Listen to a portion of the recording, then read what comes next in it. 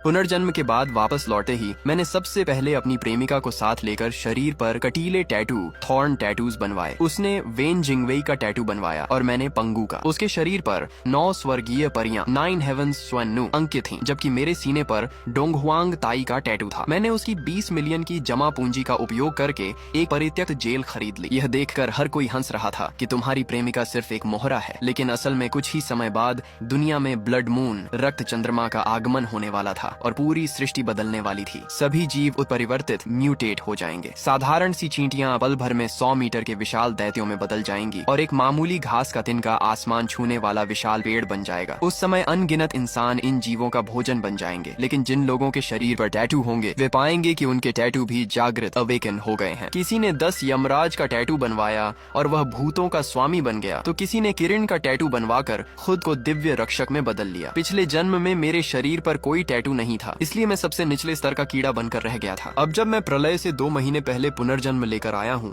तो मैंने भारी कीमत चुकाकर दुनिया के सैकड़ों शीर्ष टैटू कलाकारों को बुलाया है। इस समय मैं खिड़की के पास खड़ा नीले आकाश को देख रहा हूँ और महसूस कर रहा हूँ कि बस अभी ही इसका आनंद लिया जा सकता है। 1 जून की आधी रात को पूरी दुनिया घने धुंध की चादर में लिपट जाएगी। दुनिया बदलने में अभी 2 महीने बाकी हैं। एक बड़ा आश्रय स्थल शेल्टर बनाने के लिए पर्याप्त समय होना चाहिए। एक बार बदलाव शुरू हो गया तो हर जीव अत्यंत शक्तिशाली हो जाएगा और इंसानों के लिए बचने की कोई जगह नहीं बचेगी। शुरुआत में एक मजबूत आश्रय बनाना ही सबसे अच्छा विकल्प है। तभी मैंने फोन उठाया और एक नंबर डायल किया। नमस्ते चेयरमैन, आपके क्या निर्देश हैं? दूसरी तरफ से एक मध्यम आयु वर्ग के व्यक्ति की आवाज आई। पता लगाओ कि क्या लोंगजियांग शहर में कोई पुरानी विशाल जेल बिक्री के लिए उपलब्ध है। मेरे माता पिता के निधन के बाद छोड़ा गया हैंग्यू ग्रुप कई क्षेत्रों में फैला था, जिनमें से रियल एस्टेट एक था। फोन पर बात करने वाला व्यक्ति रियल एस्टेट विभाग का महाप्रबंधक जियांग तुओ था। चेयरमैन, मेरी जानकारी में 2 हैं। एक पश्चिमी उपनगर के गोभी इलाके में है, जिसका कुल क्षेत्रफल 5 लाख वर्ग मीटर से अधिक है, जो क्योटो के तियानमेन स्क्वायर से भी बड़ा है। ये पिछली सदी की इमारत है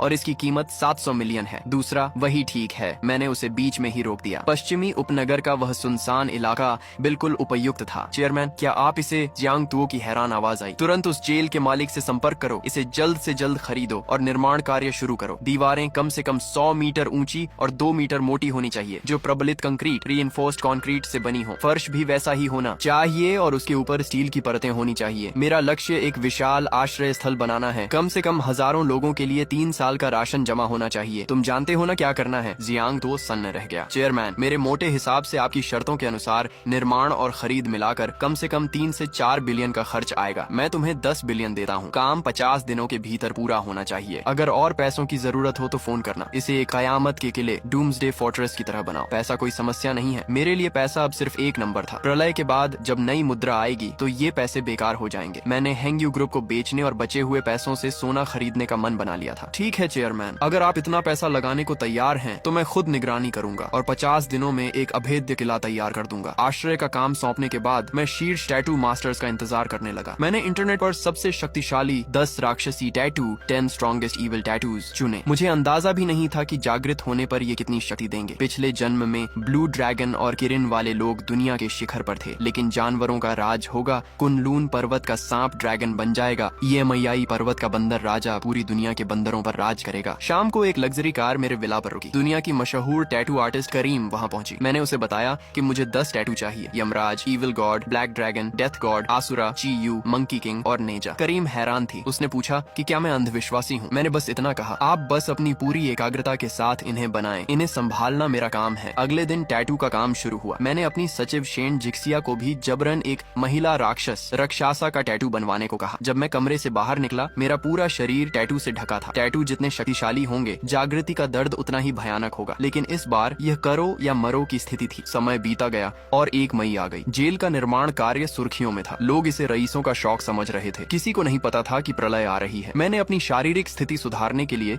जिम में कड़ी मेहनत की। जल्द ही मेरे खाते में 90 बिलियन और आए। सचिव शेन जिक्सिया ने इस्तीफा दे दिया क्योंकि उसे लगा कि मैं पागल हो गया हूँ और अपने माता पिता की संपत्ति बर्बाद कर रहा हूँ। मुझे फर्क नहीं पड़ा। मेरा वफादार भाई लू बियाओ आया। उसने और उसके 100 साथियों ने भी टैटू बनवा लिए थे। मैंने उसे निर्माण कार्य पूरा करने और रसद लॉजिस्टिक्स जुटाने का काम सौंपा। फिर मैंने एक प्रभावशाली व्यक्ति किन झेंगहोंग को फोन किया और उनसे 160 बिलियन का सोना खरीदने में मदद मांगी। 28 मई तक लोंगजियांग के पश्चिमी उपनगर में 10 बिलियन की लागत से बना 5 लाख वर्ग मीटर का विशाल आश्रय स्थल बनकर तैयार था। ये एक छोटे शहर जैसा दिखता था, जिसकी ऊंची दीवारों पर बिजली के जाल और पवन चक्कियां लगी थीं। दुनिया भर के लोग और न्यूज चैनल इस विशाल संरचना को देखकर दंग थे, ये सोचकर कि लोंगजियांग का सबसे अमीर आदमी आखिर क्या करने जा रहा है। क्या सच में प्रलय आने वाली है?